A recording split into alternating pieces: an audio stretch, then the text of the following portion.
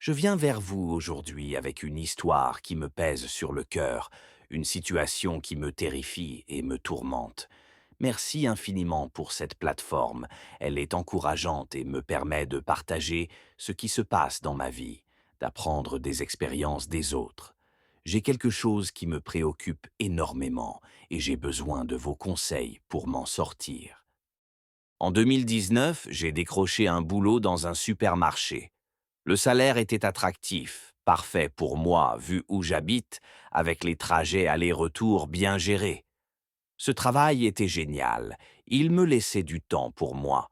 Si je voulais faire autre chose après, je pouvais, et même cumuler 2 shifts si j'étais malin. Une semaine après mon arrivée, de nouveaux employés ont rejoint l'équipe dans différents départements. Moi, j'étais au rayon fruits, et j'adorais ça. C'était fascinant de découvrir tant de variétés. Avant, je pensais qu'un fruit, c'était juste une pomme ou une orange. Mais là, j'ai appris ce qu'ils étaient vraiment, à quoi ils servaient. Notre patron était un Indien, un homme qui aimait nous enseigner des choses nouvelles. Il répétait: « Si tu ne comprends pas, pose des questions, Baba, pose des questions. » Alors, dès que j'avais un doute, j'allais le voir. Dans mon département, on était 5 garçons et 3 filles. Travailler avec des femmes, c'était agréable. On pouvait discuter, partager nos expériences, nos galères, trouver des idées ensemble. 2 semaines plus tard, une nouvelle fille est arrivée dans mon rayon. Elle était magnifique, vraiment belle. Mais notre patron indien avait une règle stricte: pas de relations amoureuses au travail. On m'avait prévenu: concentre-toi sur ton job, fais ton travail, rentre chez toi. J'ai commencé à lui apprendre ce que je savais, mes petites astuces. On fait ça comme ça, voilà comment ça marche. Au bout de 2 ou 3 mois, j'ai découvert qu'elle habitait dans mon quartier. Je lui ai demandé: tu vis où? Elle m'a répondu: à tel endroit. J'ai dit: mais moi aussi, on ne s'est jamais croisés? Elle a ri: peut-être, mais je reste souvent chez moi. Moi aussi, j'aime rester enfermé avec mon téléphone toute la journée, alors ça expliquait tout. On a commencé à rentrer ensemble, à venir au boulot ensemble. On discutait beaucoup. Si je ne travaillais pas un jour, je lui racontais ce qui se passait au magasin. Voilà ce qui s'est passé, tiens, regarde ça. Quand je partais du boulot, je l'appelais. On fait quoi? On se voit? Elle m'appelait aussi. C'était naturel entre nous. 5 mois après le début du job, je lui ai avoué mes sentiments. Je lui ai dit: je t'aime. Je ne sais même pas comment te le dire, mais je le ressens. Elle m'a répondu: moi aussi, je ressens quelque chose, mais à cause de mon passé, je ne peux pas m'engager.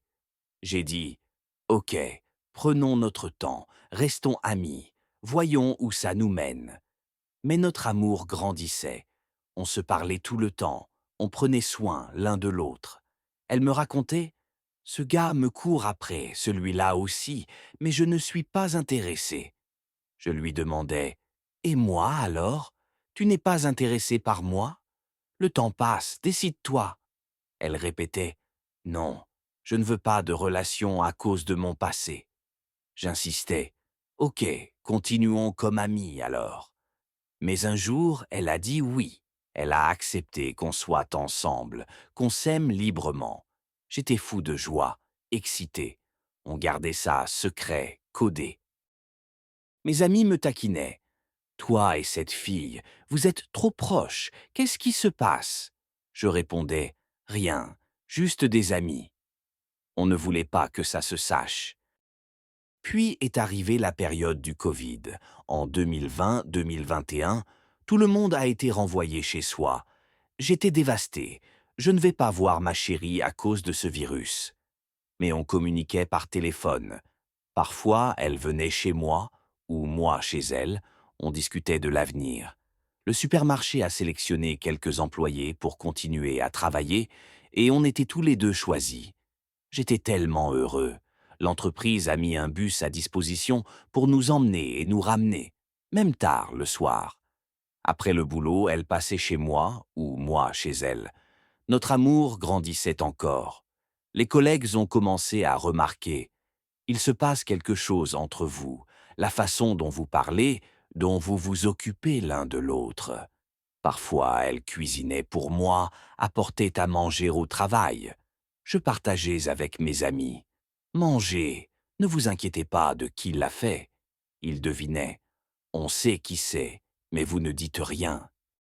Notre patron indien l'appréciait beaucoup, c'était évident. Mais elle lui disait non à chaque fois qu'il tentait quelque chose.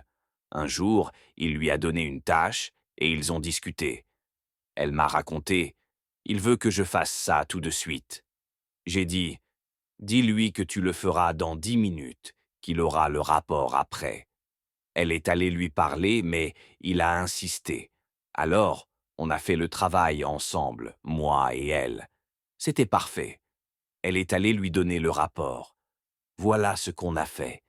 Ce qu'on ignorait, c'est qu'il nous avait observés sur les caméras de surveillance. Il avait vu que je l'avais aidé, mais il n'a rien dit. Plus tard, il lui a donné une autre tâche. Cette fois, je vais rester avec toi. Je veux voir comment tu fais. Elle m'a dit, il ne lâche pas. Il veut que je le fasse seul. Il l'a surveillé et quand ça n'allait pas, il a demandé, qui t'aide d'habitude? Elle a répondu, personne. Je fais tout moi-même. Il a insisté, ne mens pas, sinon je te vire. Elle a tenu bon. C'est moi, personne d'autre. Il a dit, ok, alors tu es viré. Sors d'ici. Elle était sous le choc. Me virer pour ça. Elle m'a appelé en pleurant. Il m'a renvoyé. J'ai dit, calme-toi. C'est sa façon de faire. On va lui parler, le supplier. On est allé voir le patron ensemble. J'ai plaidé. S'il vous plaît, ne la virez pas. Il m'a coupé. Non, je veux qu'elle apprenne une leçon. On a insisté, mais il n'a rien voulu entendre. Elle m'a dit, je ne vais pas le supplier. Il sait ce qu'il veut. Finalement, elle a été licenciée. Notre lien s'est distendu, on ne se voyait plus comme avant. Elle est restée chez elle 2 semaines sans boulot. Moi, je partageais mon salaire avec elle. Prends ça pour toi. Trouve un travail. C'était dur, surtout pendant le Covid. Impossible de sortir chercher autre chose. J'ai demandé à mes amis, si vous entendez parler d'un job, aidez ma copine, s'il vous plaît. Une collègue m'a dit, dis-lui d'aller postuler là-bas, il cherche quelqu'un. J'ai appelé ma copine. Va là-bas, dis que tu viens de ma part. Elle y est allée, et grâce à son expérience et sa manière de parler, ils l'ont embauchée. Son salaire était même plus élevé que le mien. J'étais heureux pour elle. Au début, je lui donnais de l'argent pour le transport, la nourriture. Si elle était chez elle, je disais, je t'apporte à manger. On faisait tout ensemble, sorties, club, ce qu'elle voulait. Je l'ai présentée à mes parents. Maman, voilà ma copine, celle que j'aime et que je veux épouser. Ils ont vu notre complicité, elle s'adaptait à tout ce que je disais. On se soutenait, on croyait en un avenir meilleur. Mais petit à petit, j'ai remarqué qu'elle changeait. Je lui ai dit, bébé, qu'est-ce qui se passe? Tu es différente. C'est parce qu'on travaille à des endroits différents? Elle répondait, non, tout va bien, c'est juste le boulot. L'horaire a changé. J'ai dit, ok, mais garde la communication active, s'il te plaît. Un jour, on était ensemble. Elle m'a dit, je veux jouer à des jeux coquins extrêmes avec toi. J'ai ri. Quoi? On n'a jamais fait ça avant. Pourquoi maintenant? Elle a insisté. Je veux essayer les BDSM. J'ai refusé. Non, restons comme on est. Je ne veux pas de ça. Elle s'est énervée, mais j'ai laissé couler. Puis j'ai vu d'autres changements. Malgré tout mon amour, mes preuves, mes parents, mes amis, mon compte bancaire ouvert pour elle, elle s'éloignait. Un jour, elle m'a dit, on doit faire un pacte pour prouver notre amour. J'étais sidéré. Un pacte? Après tout ce que j'ai fait? Elle a dit, oui, je veux ça. J'ai cédé. Si c'est ce que tu veux. Ok. On a prêté serment ensemble. Je lui ai promis de ne jamais la trahir, ni lui briser le cœur, et elle m'a juré la même chose. Je pensais qu'on était solide. Mais un jour, elle est tombée malade. Elle disait, c'est la malaria, je me sens faible. Je lui donnais des médicaments. Va au boulot, repose-toi, prends ça. Je l'ai emmenée voir un docteur, une infirmière, pour qu'elle aille mieux. Mais elle restait malade, fatiguée et avait des vertiges. Ça durait. Elle ne pouvait plus se lever ni travailler. J'étais inquiet. Qu'est-ce qui se passe? Elle pleurait, me suppliait. Bébé, pardonne-moi. Je disais, pourquoi tu t'excuses? Tu n'as rien fait de mal, oublie le passé. Mais elle insistait. Je suis désolée. Puis, elle m'a lâché. Je suis enceinte, et ce n'est pas de toi. J'étais sous le choc. Jésus, tu es sérieuse? Elle a avoué. Oui, et c'est la 3e fois que je tombe enceinte. Jamais de toi. J'ai crié. Quoi? 3 fois? Et tu me laisses dépenser pour des médicaments contre la malaria alors que tu savais? Si tu étais morte, on m'aurait accusé de t'avoir tuée. J'étais effondré, brisé. Elle s'excusait, mais ça ne changeait rien. Le pire, c'est ce serment. J'ai juré de ne jamais l'abandonner, et maintenant, elle m'a trahi 3 fois avec ses grossesses. Je ne peux plus être avec elle, mais je ne sais pas comment briser ce serment. Je suis perdu. Je viens ici pour demander votre aide. Comment puis-je me libérer de ce serment?